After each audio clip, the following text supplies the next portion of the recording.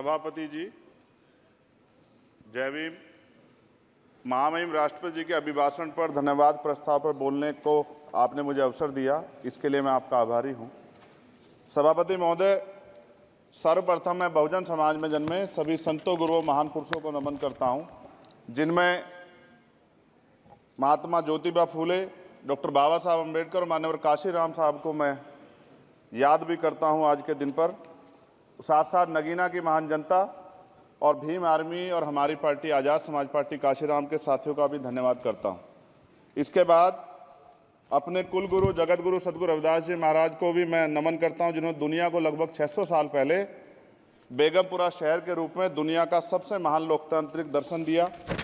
अध्यक्ष महोदय, माननीय सभापति जी, 14 अगस्त 1947 को ये देश अंग्रेजों के अधीन था। 15 अगस्त 1947 को हम लोग आज़ाद हुए। 16 अगस्त 1947 को देश आज़ादी में था, लेकिन धन धरती राजपाट में बंटवारा नहीं हुआ।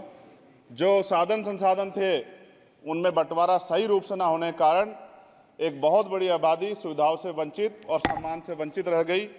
उनको सम्मान देने के लिए और अंतिम व्यक्ति तक सुविधाएं पहुंचे, इसके लिए लोकतंत्र की व्यवस्था हुई। लेकिन आज़ादी के 70 साल बाद भी हम कहाँ खड़े हैं, इस पर ये चिंता का विषय है।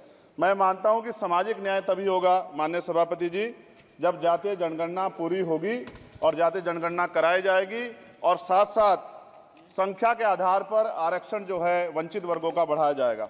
उसके साथ साथ जब राष्ट्रपति जी अभिभाषण पर बात रख रही थी तो उन्होंने शहरी और ग्रामीण क्षेत्रों के विकास की बात कही और ये भी कहा कि दुनिया में सबसे उत्तम शहर हमारे यहाँ बने। लेकिन माननीय सभापति जी, 70% आबादी तो गांव में निवास करती है, तो गांव की आबादी के बारे में भी सोचना होगा कि उनका जीवन कैसे बदले। माननीय सभापति जी, उच्च शैक्षणिक संस्थानों में बहुजन समाज के जो छात्र हैं उनके साथ कास्ट एट्रोसिटी हो रही है, निरंतर उनकी हत्या हो रही है। साथ साथ जो सरकारी कर्मचारी हैं दफ्तरों में, उनके साथ भी जो SC ST OBC और मुस्लिम और अन्य धार्मिक अल्पसंख्यक हैं उनके साथ भी माननीय सभापति जी जातिगत और धार्मिक जो है शोषण किया जा रहा है। इसलिए मेरी मांग भी है कि पुरानी पेंशन को भी अध्यक्ष जी बहाल किया जाए। जो कर्मचारी देश की सेवा में लगे हैं उनका भी सम्मान होना चाहिए। साथ साथ सभापति जी, भाजपा ने चुनावी लाभ के लिए सबका साथ सबका विकास के नारे दिए जो खोखले हैं, क्योंकि 10 साल में दलित, पिछड़े, आदिवासी, मुस्लिम और अन्य धार्मिक अल्पसंख्यक जो अत्याचार हुए हैं वो किससे छिपे हुए नहीं हैं। ये गलत है, ये बंद होना चाहिए। सभापति महोदय जी, महामहिम राष्ट्रपति जी के अभिभाषण में निजी क्षेत्रों में SC ST OBC को रिजर्वेशन देने का कोई उल्लेख नहीं हुआ है, जो कि आज चर्चा का विषय, क्योंकि 98% प्राइवेट सेक्टर है, 2% सरकारी सेक्टर है, तो 98% प्राइवेट सेक्टर में भी हमारी हिस्सेदारी की बात होनी चाहिए।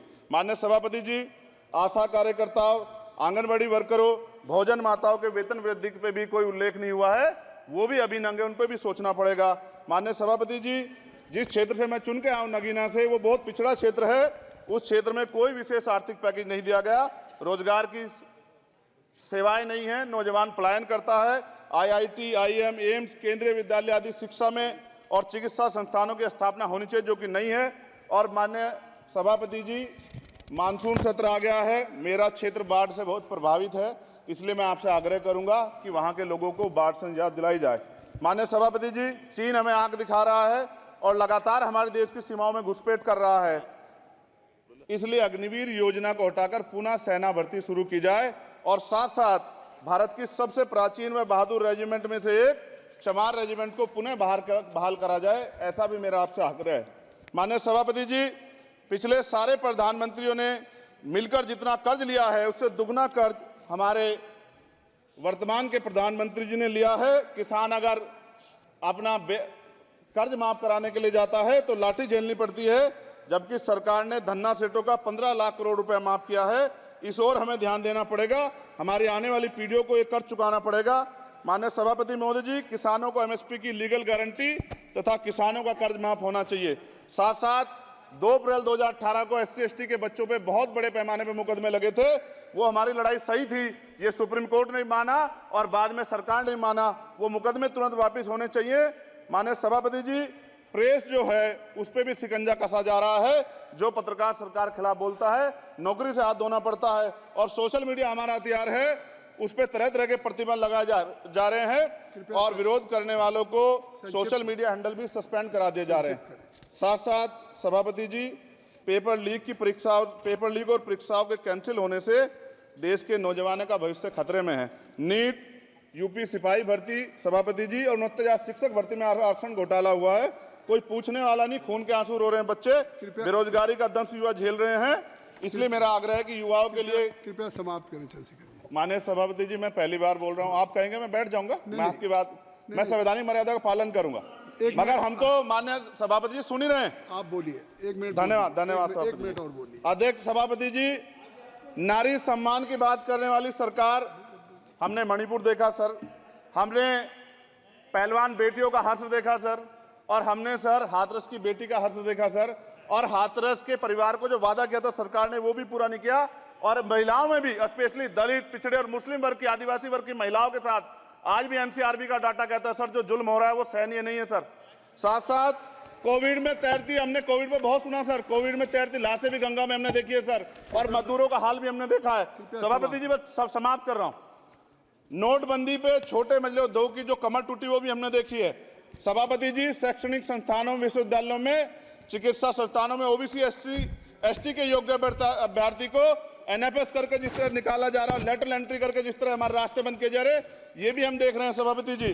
साथ साथ मेरा ये कहना है सर, ये सबका इशू है कि प्राइवेट कर्मचारी सर और सरकारी भी कई जगह पे 8 से ज्यादा घंटों से काम करते हैं, और उनको जब सर उचित वेतन भी नहीं मिलता, तो न्यूनतम वेतन 20,000 रुपए तय हो और 24 घंटे की ड्यूटी। उदाहरण के तौर पे यूपी पुलिस सर बहुत पूरा काम करते हैं वो लोग। वो राज्य के विषय हैं, आप यहाँ सर मैं आपके राज्य सरकार के लिए भी आपके संज्ञान में डाल रहा हूँ विषय सर। पुलिस सब जगह है सर, लेकिन सवाल ये है सर, बहुत पसीना बहाते हैं, 8 घंटे की ड्यूटी और वेतन विसंगति, बॉर्डर स्कीम से उनको जो है बाहर किया जाए।